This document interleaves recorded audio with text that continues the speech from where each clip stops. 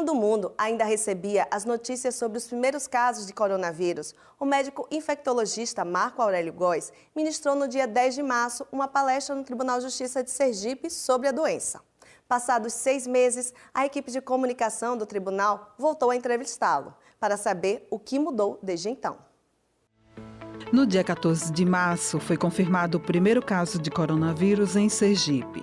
Antes mesmo disso, o Centro Médico do Tribunal de Justiça de Sergipe convidou um infectologista para falar aos servidores sobre a doença. Na época, o uso de máscaras era indicado somente para os profissionais da área de saúde. Os decretos relacionados ao distanciamento social e a portaria que instituiu o trabalho remoto no tribunal, como forma de prevenção à Covid-19, foram publicados poucos dias depois. Agora, com mais de 72 mil casos confirmados no estado e cerca de 1.800 óbitos, o mesmo médico volta a falar sobre o assunto e indica quais medidas de prevenção devem ser mantidas. O que mudou em 6 meses? De fato, muita coisa mudou do dia 10 de março até o momento. 10 de março a gente ainda não tinha casos confirmados, confirmamos nossos primeiros casos no dia 14. E a partir de então, tivemos primeiro aquele achatamento da curva com as medidas de distanciamento social, mas que logo após, no mês de abril, maio, junho, julho, a gente começou a ver esse aumento da curva, aumento do número de casos. Se sabia que a pandemia tinha todo esse potencial de causar óbitos, de causar grande infecção nas massas, Isso já tinha sido conhecido em alguns outros países, então a gente já tinha toda essa preocupação, por isso que logo imediatamente foram criadas e lançadas as medidas de distanciamento social. Mas de fato, nesse momento são quase 2 mil óbitos, mais de 70 mil casos, e a pandemia chegando a todo o território sergipano com uma imensa rapidez. Então a gente acreditava que a pandemia chegaria, que chegaria de forma intensa, mas de fato a gente só conhece todos os impactos da pandemia quando de fato estamos vivendo, que não só o impacto sobre a saúde das pessoas, mas também todo o impacto sobre a vida delas.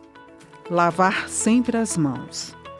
É interessante a gente entender isso, que apesar de não se conhecer muita coisa ainda sobre o vírus SARS-CoV-2, o vírus que causa a Covid-19, algumas coisas a gente já conhecia antes, como que a sua transmissão se dá pessoa a pessoa ou pelos objetos que tocamos, que pegamos.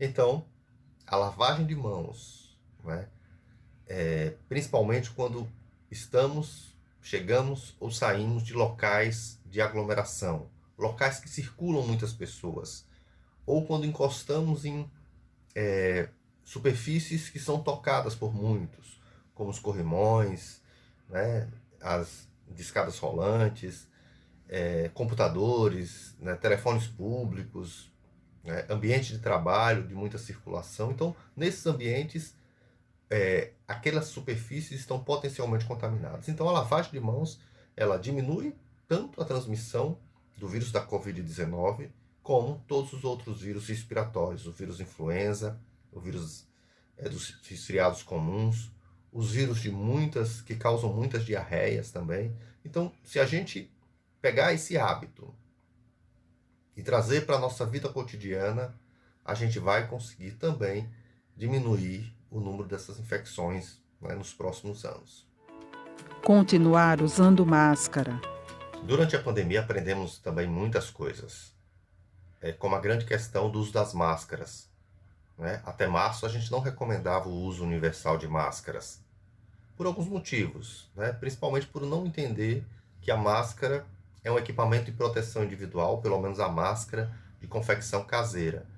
Só que durante a pandemia, foi se observando que a máscara é uma excelente barreira para que, se eu estiver infectado e assintomático, não transmita para outras pessoas.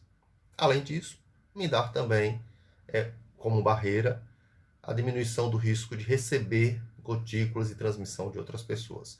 Mas aí a gente está falando da máscara bem utilizada, a máscara que cubra nariz, boca, queixo, que não seja manipulada diretamente com a mão na sua superfície externa, que sempre seja removida pelos seus elásticos laterais. Então, o uso dessa máscara observou-se no mundo que traria essa importância na barreira. Mas também a máscara não é um passe livre para você circular em todos os locais de forma ampla. Então ela tem que ser usada, né? Deve ser usada, é uma recomendação. Ainda não temos o prazo, né? Essa resposta, quando deixaremos de usar a máscara. Talvez o uso da máscara vire um hábito. Não da forma que ela é utilizada hoje, mas as pessoas, quando forem para um local mais aglomerado, né, quando forem pegar um metrô, quando estiverem num local de grande circulação de pessoas, como em aeroportos, possam ser que repassem a ter esse hábito de estarem utilizando máscara, ou que isso passe a ser solicitado nesses ambientes. Acredita-se muito que a vacina possa nos tranquilizar em relação a esse agente infeccioso, mas ainda não temos um prazo até quando teremos que nos mobilizar em áreas externas, em áreas internas, em áreas que têm circulação de pessoas com o uso de máscaras. O que esperar das vacinas? As vacinas, de fato, né, elas trazem para muitas doenças infecciosas a possibilidade da sua eliminação, da sua erradicação.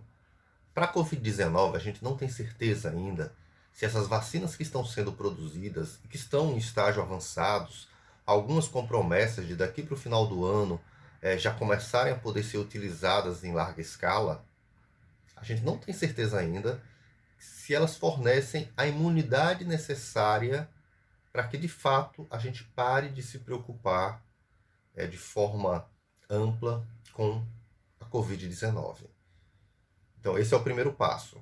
A gente precisa que os estudos terminem. Por mais otimistas que sejamos, por mais rapidez que a ciência tenha nos dado a possibilidade, né, de várias vacinas sendo testadas, pelo menos 3 sendo testadas no Brasil, com essa perspectiva, né, de final de ano, começo do próximo ano a gente já ter. Mas a gente tem que lembrar que, além disso, tem a produção em larga escala e tem as respostas individuais. Algumas vacinas não conseguem dar uma imunidade suficiente para dar essa proteção a toda a população. Mas acredita-se que no próximo ano a gente deve ter. E temos que lembrar também que a vacina, quando surgir, ela vai surgir para alguns grupos primeiro, né, até que possa ser utilizada de forma mais ampla, né, da forma como foram outras vacinas, como é a própria vacina da influenza H1N1, né, que é utilizada para alguns públicos chaves, né, aqueles que têm maior risco de ter casos graves e de óbitos. Como evitar uma segunda onda de contaminação? De fato, a preocupação com uma outra onda, né, com uma segunda onda, ela é importante, porque ela tem sido observada já em alguns países da Europa. Países que tiveram seu pico, né, de casos de óbitos, diminuíram a níveis quase zerados e começam a apresentar, né, agora esse período de férias e de final do verão europeu, aumento de número de casos, como tem acontecido na Espanha, na França e na própria Itália. Então, isso é uma preocupação real. O Brasil apresentou uma curva diferenciada, uma curva onde ela aumentou o número de casos e ela se manteve estável por muito tempo.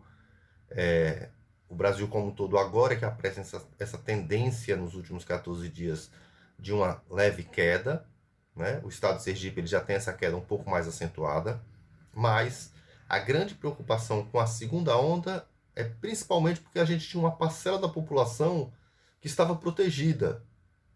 E a gente tinha os nossos idosos, os nossos cardiopatas, os profissionais, né, que estavam afastados de suas atividades e que nesse momento voltam à sua atividade, voltam nesse momento de flexibilização. Então, o que é que a gente pode fazer para diminuir a segunda onda? Entender que a pandemia não acabou. E entender que mesmo que a pandemia acabe, o vírus continua circulando. E o vírus, ele pode ser transmitido de pessoa a pessoa, ele pode encontrar essa chance de transmissão, começar a ter pequenos casos, ter surtos, e aí sim causar o seu aumento de número de casos de forma repentina. Então, para prevenir uma segunda onda, é muita responsabilidade nas atividades de retomada econômica e flexibilização.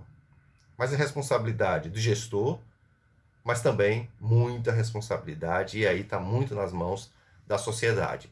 A sociedade precisa entender também se ela quer uma segunda onda, se ela está preparada para ter novamente um grande número de perdas de vidas e de adoecimento.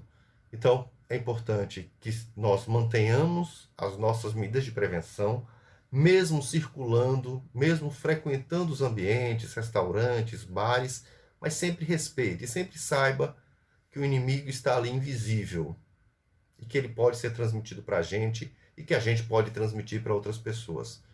Então, temos um inimigo comum, que é o vírus que causa a Covid-19. Então, nosso esforço deve ser para combatê-lo, todos, para que a gente realmente não tenha segunda onda, e que a gente continue com essa primeira onda caindo da forma que ela está caindo. E também que ela não vá para áreas que ela não atingiu. A gente tem municípios que não foram atingidos de forma tão ampla. Então, essas pessoas estão suscetíveis ainda. Então, é importante que a gente entenda isso e colabore. E faça o controle dessa doença. O controle dela está nas mãos nossas. Então, todos nós precisamos, de fato, colaborar. Depois do intervalo, as experiências de magistrados e servidores no quadro têm sido assim. A gente volta já.